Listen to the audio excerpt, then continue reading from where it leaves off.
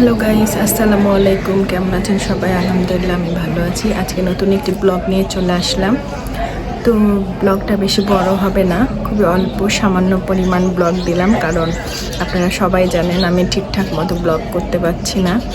আর বাসাতে গ্যাস নেই, যার কারণে মানে গ্যাসে রান্না হচ্ছে না। মানে একটা মিনি রাইস কুকার আছে, আর রাইস কুকার এগুলা মিলিয়েই রান্না করছি, যার কারণে রান্নাতেও অনেক বিরক্ত লাগছে, ভিডিও নিতে পারছি না।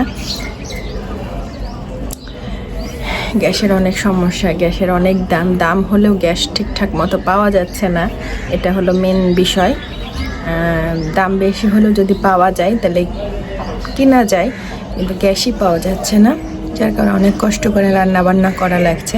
তো কার কী অবস্থা অবশ্যই জানাবেন কমেন্টে। তো ঠিক আছে, ব্লগটি শুরু করি। কি রান্না করছি দুপুরে সেটা অবশ্যই শেয়ার করব। সকালে কোনো রকমের রুটি বানাচ্ছি, ছোট ছোট করে রুটি বানিয়ে চা দিয়ে খাবো, আর তরকারি আছে কালকার, এগুলা দিয়ে আজকের নাস্তা হবে। তো ঠিক আছে, দেখতে থাকুন ব্লগটি। তো এই যে এদিকে রুটি বানিয়ে নিচ্ছি।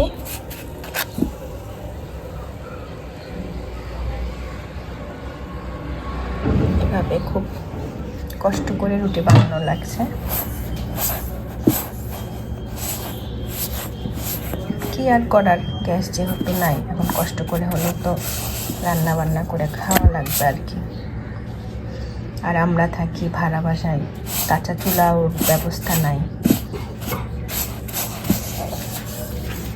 খাওয়া আছে তো। এদিকে মাছ ভেজে নিচ্ছি, আলু টমেটো দিয়ে রান্না করব বলে।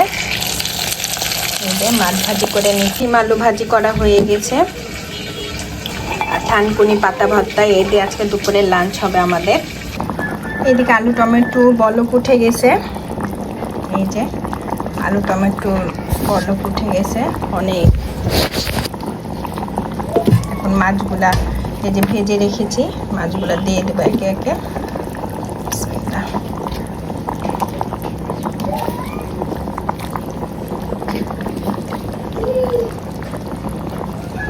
এই যে দিয়ে দিলাম।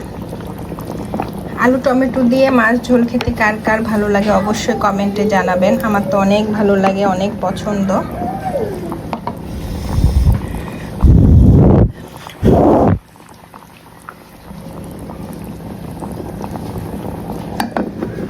রাত্রিরে আরিশের ডিনার।